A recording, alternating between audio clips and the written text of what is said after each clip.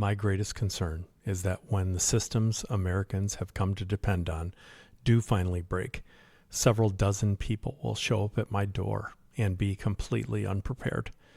I've had the opportunity to discuss America's devolving situation at great length with my network over the years. This one statement was made several times. If something happens, I'll just come to your place. This one statement is in large part the inspiration for my efforts. How could so many of my fellow resourceful Americans be so unprepared? After all, that's part of what being American is. The fact of the matter is that those that made that statement have forgotten the significance of this American trait and the importance of it. Should this ever happen to you, where people show up with nothing, expecting you to take care of them, respectfully give them a small amount of water and food, and send them on their way. A difficult, uncomfortable decision? Yes.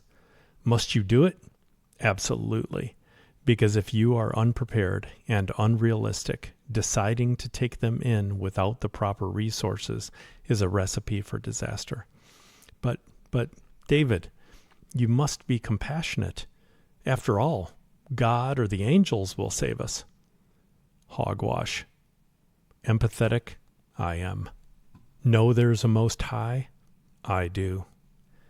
I am also painfully aware of several examples throughout history where a group of people left it up to God and the angels to save them from being slaughtered, raped, or sold into slavery when the enemy was at the gates. Yep, it's happened many, many times in history. An example of this I recently discovered comes from my reading of the book, The End of Everything, by Victor Davis Hanson. It's well written and definitely worth the time to read or listen to the audiobook. Many Constantinople residents during the last days of the fall of the city in 1453 believed an angel would descend from heaven to save them at the last moment. It didn't happen. They were slaughtered, profusely raped, sold into slavery, or lucky enough to be one of the few who escaped. This may sound harsh, and it is, but the bottom line is that I discovered how imperative it is to be realistic about people, circumstances, resources, and faith.